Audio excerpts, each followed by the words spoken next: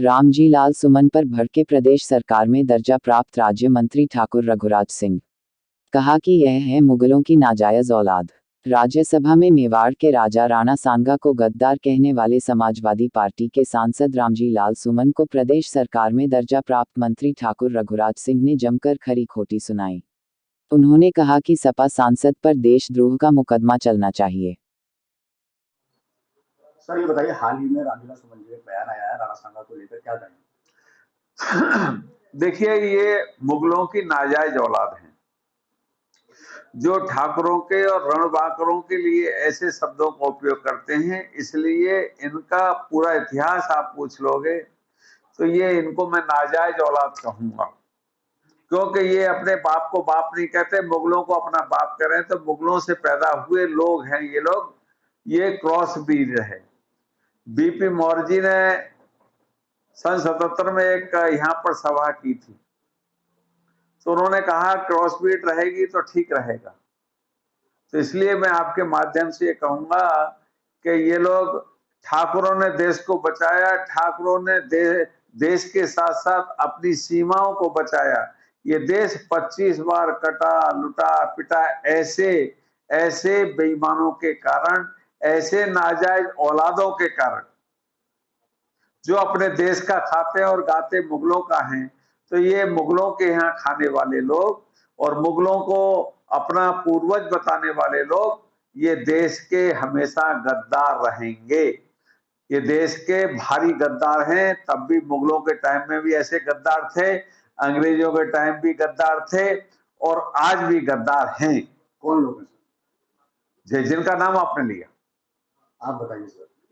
जिनका नाम लिया आपने, मैं तो साफ शब्दों में कह रहा हूं, जो अपने आप को राज्यसभा सदस्य भी कहते हैं, श्रीमान सुमन जी, इस बात को कह, रामजी लाल सुमन जी अपने आप को कह रहे हैं, इनको शर्म हया बिल्कुल रही नहीं। सर उनके बयान का कहीं ना कहीं अखिलेश जी भी समर्थन कर रहे हैं।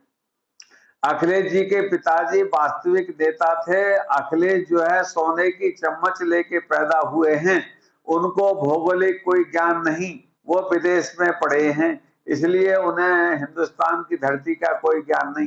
राजा महाराजाओं ने लड़ाई लड़के, राजपूतों ने लड़ाई लड़के ये देश बचाया। आज हमारी जो संस्कृति बची हुई है केवल उनके कारण, हमारे रणबांकुरों के कारण।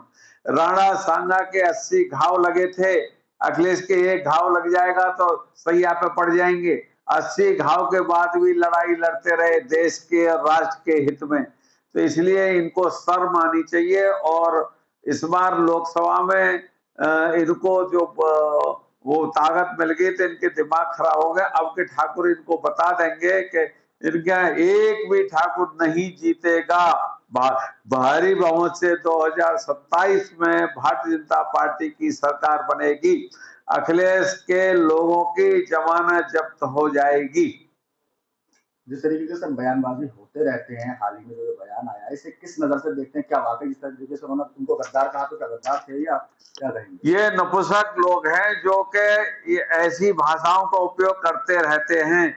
ये ऐसे योद्धाओं के, ब्राजील 19 बार आक्रमण अमेरिका ने किया, हमारे देश के राजपूतों की कहानी को पढ़ के वो कभी भी गुलाम नहीं हुए। तो हमारे देश की राजपूतों का इतिहास को पढ़ के कई देश ऐसे हैं जो गुलाम नहीं हुए, लेकिन हमारे ही लोगों ने हमको गुलाम करवाया।